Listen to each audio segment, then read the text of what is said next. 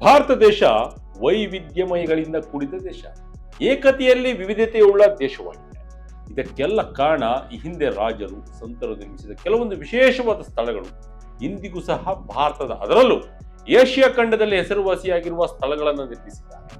ವಿಶೇಷ ಎಂದರೆ ಯಾವುದೇ ಆಧುನಿಕ ತಂತ್ರಜ್ಞಾನವಿಲ್ಲದೆ ಒಂದು ಸರೋವರವನ್ನು ನಿರ್ಮಿಸಿ ಹಲವಾರು ಮಂದಿಗೆ ಇಂದಿಗೂ ಸಹ ಬೆಳಕಾಗಿದೆ. ಅಂತಹ ಸ್ಥಳಗಳ ಹಾಗೂ ಅದನ್ನು ನಿರ್ಮಿಸಿದ ವ್ಯಕ್ತಿ ಇಂದಿಗೂ ಜನರ ಮನಸ್ಸಿನಲ್ಲಿ ಅಜರಾಮರವಾಗಿ ಉಳಿದಿದ್ದಾರೆ. ಅಂತಹ ಪ್ರದೇಶವನ್ನ ನಾವು ಇವತ್ತಿನ ವಿಶೇಷ ವಿಡಿಯೋವೊಂದರಲ್ಲಿ ನೋಡ್ತಾ ಹೋಗೋಣ. ಪ್ರದೇಶಗಳ ನಗರ ಬೆಳವಣಿಗೆ, ನಾಗರಿಕತೆಗಳ ಉನ್ನತಿ ಇವೆಲ್ಲವೂ ಒಂದು ಪ್ರಮುಖ ಅಂಶಗಳ ಮೇಲೆ ಅವಲಂಬಿತವಾಗಿರುತ್ತದೆ.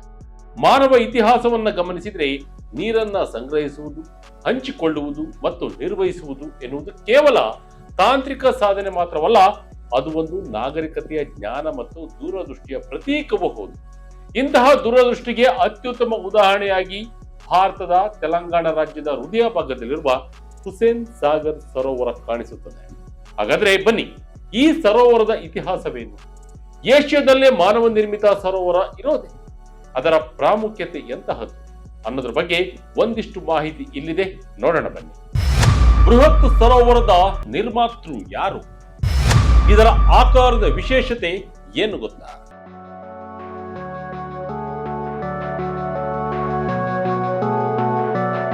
ಸುಮಾರು 450 ವರ್ಷಗಳ ಹಿಂದೆಯೇ ನಿರ್ಮಿಸಲ್ಪಟ್ಟ ಈ ಕೃತಕ ಸರೋವರವು ಕೇವಲ ನೀರಿನ ಸಂಗ್ರಹಣೆಗಾಗಿ ಮಾತ್ರ ನಿರ್ಮಿಸಲ್ಪಟ್ಟಿಲ್ಲ. ಅದು ಒಂದು ಕಾಲಘಟ್ಟದ ವೈಜ್ಞಾನಿಕ ಚಿಂತನೆ, ನಗರ ಯೋಜನೆ ಮತ್ತು ಸಂಸ್ಕೃತಿಯ ಪ್ರತಿಬಿಂಬವಾಗಿದೆ. ಇಂದು ಮುತ್ತಿನ ನಗರ ಎಂದು ಖ್ಯಾತಿ ಪಡೆದಿರುವ ಹೈದರಾಬಾದ್ ನಗರದ ಗುರುತಿನ ಚಿಹ್ನೆಯಾಗಿ ಈ ಸರೋವರ ನಿಂತಿದೆ ಎಂದರೆ ಖಂಡಿತ ತಪ್ಪಾಗಲ್ಲ. ಈ ಸರೋವರವನ್ನ ಒಮ್ಮೆ ಗಮನಿಸಿ ನೋಡಿದ್ರೆ, ಇದು ಆಕಾರವನ್ನು ನೋಡಿದ್ರೆ ನಿಮ್ಮ ಹೃದಯದ ಒಂದು ಚಿತ್ರವೇ ನಮ್ಮ ಕಣ್ಣ ಮುಂದೆ ಬರುತ್ತದೆ. ಇದರ ಇತಿಹಾಸವನ್ನ ಗಮನಿಸುವುದಾದ್ರೆ, 16ನೇ ಶತಮಾನದಲ್ಲಿ ನೀರಿನ ಕೊರತೆ ನಗರಗಳ ಅಭಿವೃದ್ಧಿಗೆ ದೊಡ್ಡ ಸವಾಲಾಗಿದ್ದ ಸಮಯದಲ್ಲಿ ಒಂದು ಮಹತ್ವಾಕಾಂಕ್ಷೆ ಯೋಜನೆ ಹುಟ್ಟಿಕೊಂಡಿತು. 1563ರಲ್ಲಿ ಇಬ್ರಾಹಿಂ ಕುಲಿ ಕುತಬ್ ಶಾ ರವರ ಆಡಳಿತದಲ್ಲಿ ಈ ಸರೋವರ ನಿರ್ಮಾಣ ಆರಂಭವಾಯಿತು. ಈ ಮಹತ್ತರ ಯೋಜನೆಯನ್ನು ರೂಪಿಸಿ ಕಾರ್ಯರೂಪಕ್ಕೆ ತಂದವರು ಪ್ರಸಿದ್ಧ ಸೂಫಿ ಸಂತ ಹಾಗೂ ವಾಸ್ತುಶಿಲ್ಪಿ ಹಜರತ್ ಹುಸೇನ್ ವಾಲಿ. ಇವರ ಈ ದೂರದೃಷ್ಟಿ ಯೋಜನೆ ಇಂದು ಬೃಹತ್ ಸರೋವರವಾಗಿ ನಿಂತಿದೆ. ಮಾನವನ ಪರಿಶ್ರಮದಿಂದ ಸರೋವರ ಸೃಷ್ಟಿ, ಇದೊಂದು ರಾಜರ ದೂರದೃಷ್ಟಿ ಯೋಜನೆ.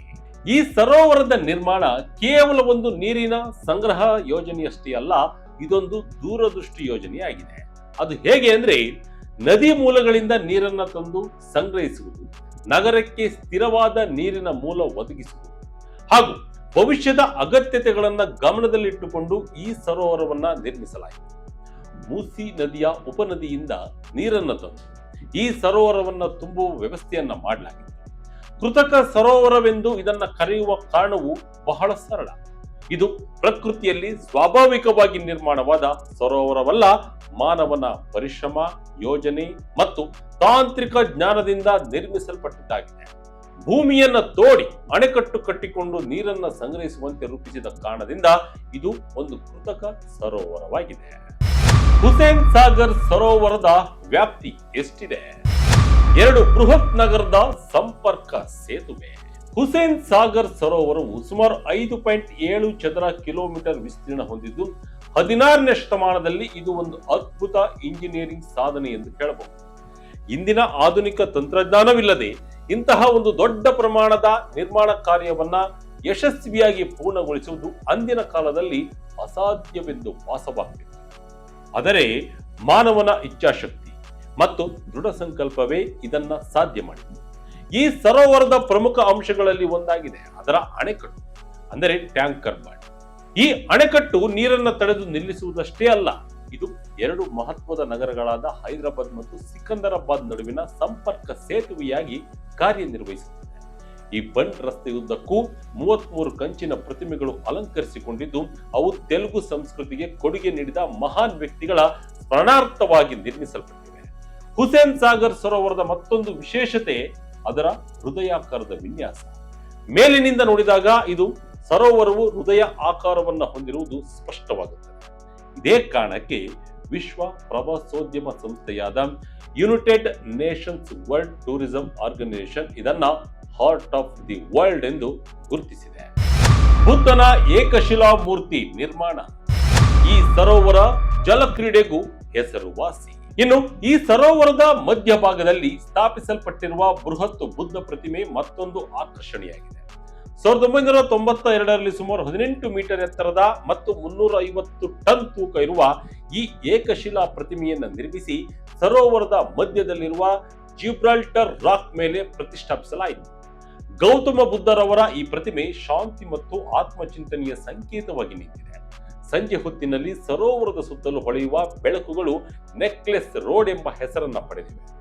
ಈ ಬೆಳಕುಗಳು ಸರೋವರವನ್ನ ಸುತ್ತುವಂತೆ ಹೊಳೆಯುವಾಗ ಅದು ಒಂದು ವಜ್ರಹಾರದಂತೆ ಕಾಣುತ್ತದೆ. ಇದು ಪ್ರವಾಸಿಗರ ಮನಸೆಳೆಯುವ ಪ್ರಮುಖ ಆಕರ್ಷಣೆಯಾಗಿದೆ. ಹುಸೇನ್ ಸಾಗರ್ ಕೇವಲ ಇತಿಹಾಸದ ಒಂದು ಭಾಗವಲ್ಲ, ಇದು ಇಂದಿಗೂ ಜೀವಂತವಾಗಿದೆ. ಇದು ಜಲ ಕ್ರೀಡೆಗಳ ಕೇಂದ್ರವಾಗಿದ್ದು ನಾವಿಕತೆ, ಯಾಕ್ಚಿಂಗ್ ಮತ್ತು ಪ್ಯಾರಾಸೈಲಿಂಗ್ ಮೊದಲಾದ ಚಟುವಟಿಕೆಗಳಿಗೆ ಪ್ರಸಿದ್ಧವಾಗಿದೆ. ಅನೇಕ ರಾಷ್ಟ್ರೀಯ ಮತ್ತು ಅಂತಾರಾಷ್ಟ್ರೀಯ ಸ್ಪರ್ಧೆಗಳು ಇಲ್ಲಿ ನಡೆದಿವೆ. ಇದರಿಂದ ಈ ಸರೋವರದ ಮಹತ್ವ ಮತ್ತಷ್ಟು ಹೆಚ್ಚಾಗಿದೆ. ಏಷ್ಯಾದಲ್ಲಿ ಅತಿ ದೊಡ್ಡ ಕೃತಕ ಸರೋವರ. ಚೀನಾದ ದೊಡ್ಡ ಸರೋವರಕ್ಕೂ ಸೆಟ್. ಇತಿಹಾಸದ ದೃಷ್ಟಿಯಿಂದ ನೋಡಿದರೆ ಹುಸೇನ್ ಸಾಗರ್ ಸರೋವರವು ಏಷ್ಯಾದ ಅತಿ ದೊಡ್ಡ ಕೃತಕ ಸರೋವರಗಳಲ್ಲಿ ಒಂದೆಂದು ಪರಿಗಣಿಸಲಾಗುತ್ತದೆ. ಇಂದಿನ ಕಾಲದಲ್ಲಿ ಚೀನಾದಂತಹ ದೇಶಗಳಲ್ಲಿ ನಿರ್ಮಿಸಲ್ಪಟ್ಟ ಮಹಾಕಾಯ ಅಣೆಕಟ್ಟುಗಳು, ಉದಾಹರಣೆಗೆ 3 ಗಾರ್ಜಸ್ ಡ್ಯಾಮ್ ರಿವರ್ಸೈರ್ ಅಳತೆಯಲ್ಲಿ ದೊಡ್ಡದಾಗಿದ್ದರೂ ಹುಸೇನ್ ಸಾಗರ್ ತನ್ನ ಐತಿಹಾಸಿಕ ಮಹತ್ವವನ್ನ ಕಳೆದುಕೊಂಡಿಲ್ಲ. ಈ ಸರೋವರವು ನಮಗೆ ಒಂದು ಮಹತ್ವದ ಪಾಠವನ್ನ ಕಲಿಸುತ್ತದೆ. ತಂತ್ರಜ್ಞಾನ ಇಲ್ಲದ ಕಾಲದಲ್ಲಿಯೇ ಮಾನವರು ಪ್ರಕೃತಿಯೊಂದಿಗೆ ಹೊಂದಾಣಿಕೆ ಸಾಧಿಸಿ ತಮ್ಮ ಅಗತ್ಯಗಳಿಗೆ ಅನುಗುಣವಾಗಿ ಅದನ್ನ ರೂಪಿಸಿಕೊಂಡಿದ್ದರು. ಇದು ಕೇವಲ ನೀರಿನ ಸಂಗ್ರಹಣೆಗಾಗಿ ನಿರ್ಮಿಸಲ್ಪಟ್ಟ ಒಂದು ಯೋಜನೆಯಲ್ಲ, ದೂರದೃಷ್ಟಿ ಹಾಗೂ ಮುಂದಿನ ಪೀಳಿಗೆಯ ಯೋಜನೆಯನ್ನ ಕಲ್ಪನೆಯಲ್ಲಿ ನಿರ್ಮಿಸಿದ್ದು ಇತರರಿಗೂ ಕೂಡ ದೊಡ್ಡ ಮಾದರಿಯಾಗಿದೆ. ಇನ್ನು ಈ ಹುಸೇನ್ ಸಾಗರ್ ಸರೋವರವು ಪ್ರವಾಸಿಗರ ಆಕರ್ಷಣೆಯ ಕೇಂದ್ರವಾಗಿರುವುದರಿಂದ ಜೊತೆಗೆ ಸ್ಥಳೀಯರ ಜೀವನದಲ್ಲೂ ಮಹತ್ವದ ಪಾತ್ರವನ್ನು ವಹಿಸುತ್ತದೆ. ಇದು ನಗರ ಜೀವನದ ಗದ್ದಲದ ನಡುವೆ ಒಂದು ಶಾಂತವಾದ ಆಶ್ರಯವಾಗಿದೆ. ಜನರು ಇಲ್ಲಿ ಬಂದು ವಿಶ್ರಾಂತಿಯನ್ನು ಪಡೆಯುತ್ತಾರೆ, ಸೌಂದರ್ಯವನ್ನ ಸವಿಯುತ್ತಾರೆ ಮತ್ತು ಇತಿಹಾಸವನ್ನ ನೆನಪಿಸಿಕೊಳ್ತಾರೆ. ಒಟ್ಟಿನಲ್ಲಿ ಹೇಳುವುದಾದರೆ ಹುಸೇನ್ ಸಾಗರ್ ಸರೋವರವು ಒಂದು ಕಾಲಘಟ್ಟದ ವೈಭವವನ್ನು ಪ್ರತಿಬಿಂಬಿಸುವ ಜೀವಂತ ಸಾಕ್ಷಿಯಾಗಿದೆ. ಇದು ಮಾನವ ಬುದ್ಧಿವಂತಿಕೆಯ, ಶ್ರಮದ ಮತ್ತು ಕಲಾತ್ಮಕತೆಯ ಸಂಕೇತವಾಗಿದೆ. ಇದರ ಮಹತ್ತರ ಸೃಷ್ಟಿಗಳು ನಮ್ಮ ಇತಿಹಾಸದ ಭಾಗವಾಗಿದ್ದು ಭವಿಷ್ಯದ ಪೀಳಿಗೆಗೆ ಪ್ರೇರಣೆಯಾಗಿ ಉಳಿಯುತ್ತವೆ ಎಂಬುದರಲ್ಲಿ ಎರಡನೇ ಮಾತಿಲ್ಲ. ನೀರಿನ ಮಹತ್ವವನ್ನ ಅರಿತ ಒಂದು ರಾಜನ ದೂರದೃಷ್ಟಿ, ಒಂದು ಸೂಫಿ ಸಂತನ ವಾಸ್ತುಶಿಲ್ಪ ಕೌಶಲ್ಯ ಮತ್ತು ಸಾವಿರಾರು ಕಾರ್ಮಿಕರ ಪರಿಶ್ರಮ, ಇವುಗಳೆಲ್ಲವೂ ಇಂದು ನಮ್ಮ ಕಣ್ಣಿಗೆ ಕಾಣುವ ಹುಸೇನ್ ಸಾಗರ್ ಸರೋವರವಾಗಿದೆ. ಇದಾಗಿತ್ತು ಈ ಕ್ಷಣದ ಇಂಟ್ರೆಸ್ಟಿಂಗ್ ಸ್ಟೋರಿ. ಇದೇ ರೀತಿಯ ಸ್ಟೋರಿಗಾಗಿ Vijaya Karnataka website, YouTube page, Facebook page follow ಮಾಡ್ತಾ ಇರಿ. ಧನ್ಯವಾದ.